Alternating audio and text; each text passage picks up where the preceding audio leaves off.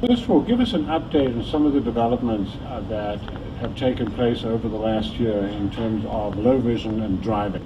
One of the things I think is of interest to you, and that is the recent World Research Congress that we had in Detroit, the 7th biennial, the eye, the brain, and the auto. And that's on the relationship between vision and driving. And over time, I think it is important, especially important for your audience, to know that that the guidelines that we have used relative to vision and driving really are not all that sensible. What we have seen in multiple studies here in the United States and in Europe is that the visual acuity guidelines that are currently in use in most licensure departments are not realistic, because we have found in multiple studies that drivers drive safely with much lower vision than is allowed by the various licensure bureaus. That's important. It's especially important to patients who have early macular degeneration, because if we take away their right to a driver's license, we deny them independence, and therefore we consign them to their homes or their apartments, which is an undue and unfortunate penalty to pay for evidence that doesn't exist. So at the eye and the brain and the auto just this past September, there were very important papers presented. We brought in about 30 of the world's leading experts on the relationship between vision and cognition and driving. And I can't go into all 30 of the papers, but let me highlight a few of them.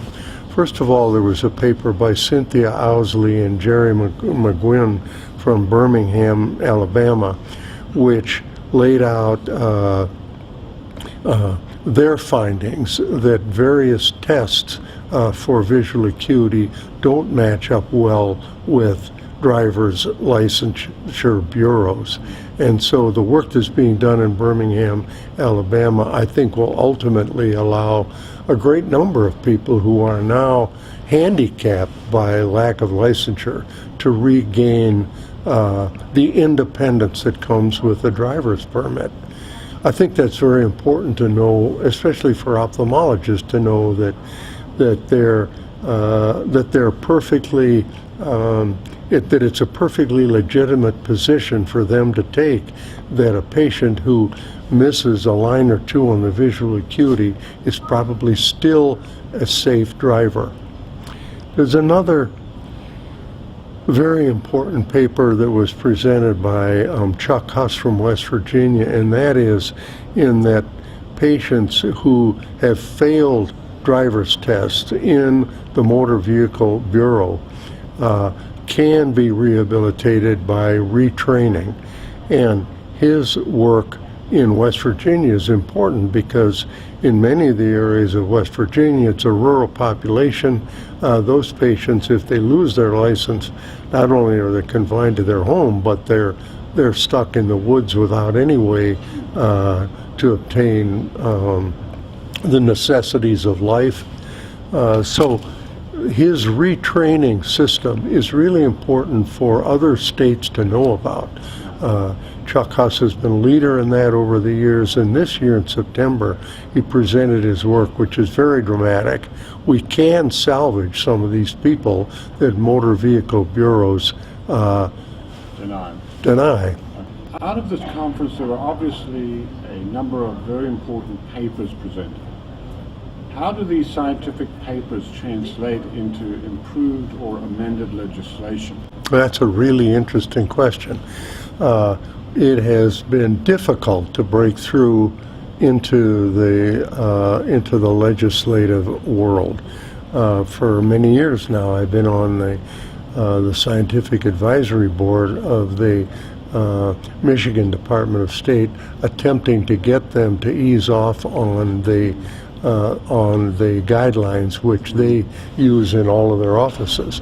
I've not been successful with that, but I will continue to work to see the legislation change to something more rational. I think. Who do you have to convince at a Department of Motor Vehicles level? Is there a medical officer? Is it Well, in most states, there's a scientific advisory board to the Motor Vehicle Bureau, and some of them are probably more amenable to rethinking the guidelines than other states. We have to understand that when the guidelines were established decades ago, there was no data to show what the cutoff should be. So a bunch of people sat around in a room and said, where should we cut off? We shouldn't let blind people drive. Okay, well, who should we let drive? So they picked out certain levels of visual acuity, and more we're finding out that their selection 100 years ago of those cutoff points is not legitimate. So the problem is that they're engraved in stone like the Ten Commandments on tablets from on high, and trying to get them changed is a tortuous and almost thankless assignment. Do these medical advisory boards have an ophthalmologist on them? Some do, and a lot of them don't. In the state of Michigan, we do, and for a long time it was me, and I have to admit failure in seeing the guidelines changed. I thought we were within an inch of getting it done when one other physician on the medical advisory board balked and blocked the whole endeavor. Now, do you think their resistance is based on a rejection of the science, or is it based on some other preconceived notion? I think it's political. If they were to change the guidelines and some person had a motor vehicle mishap, they would worry that the consequences would redress to their committee. And so I think more than anything, it's an absence of courage on the part of people to change guidelines, strictures which have existed since the early days of the motor vehicle world.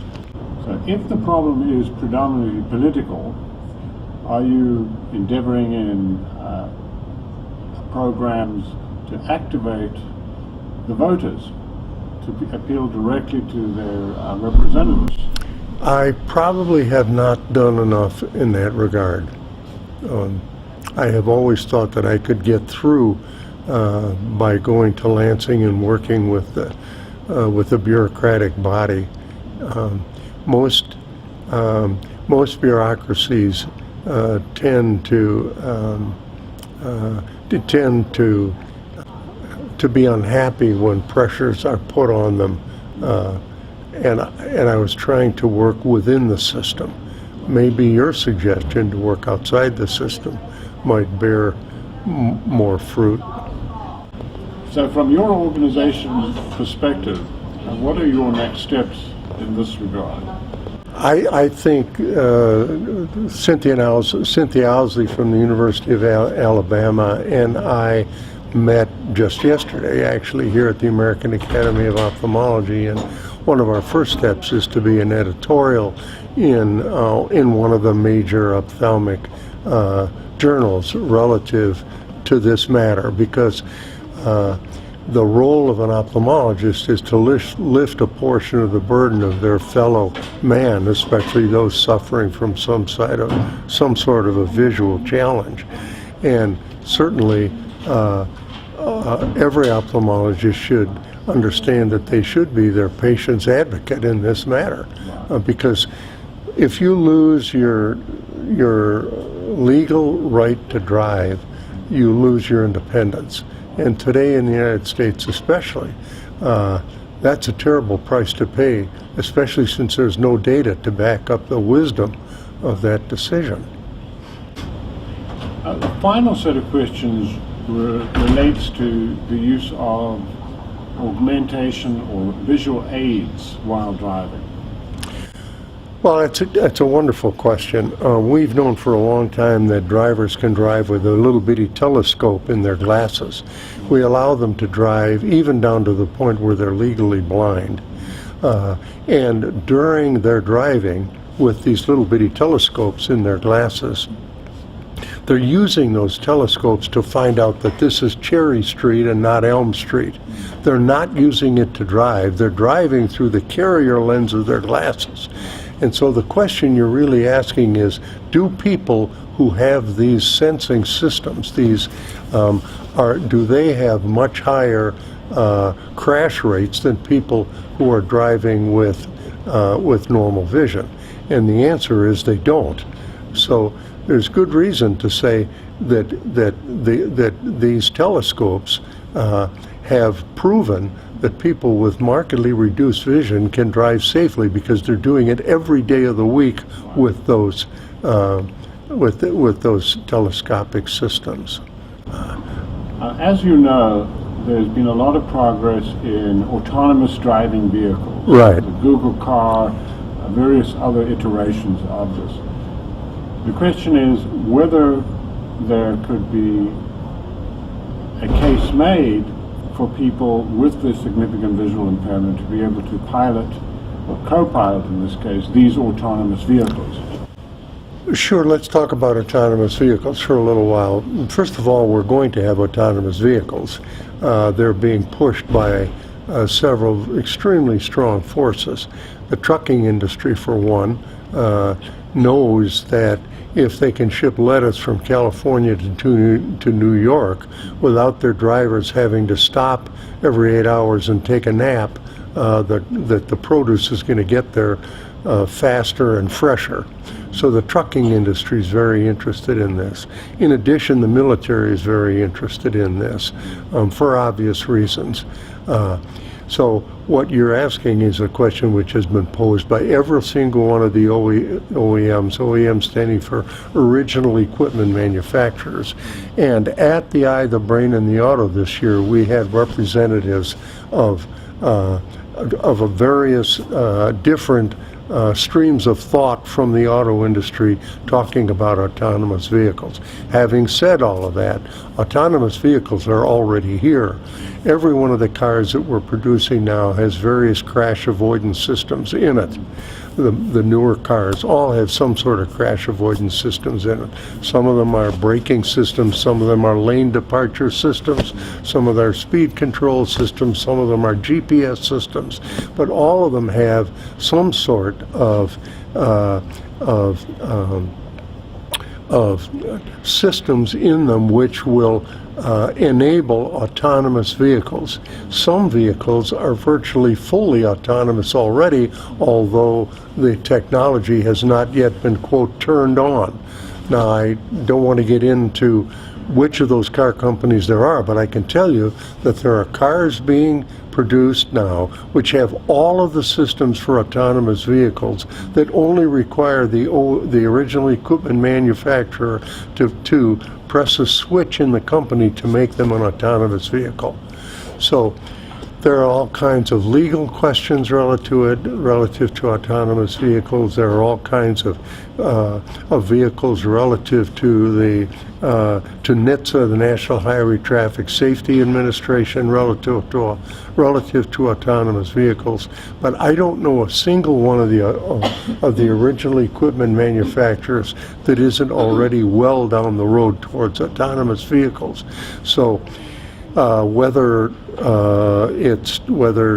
the general public wants to admit it or not, I can tell you that there's going to be a day, and it's going to be in your lifetime, perhaps not in mine, when a blind person will get in, sit down in the car, and give an address, 361 Cherry Street, and the vehicle will take them there, the person will get out of the car and will say, "Please park my car," and the car will park itself.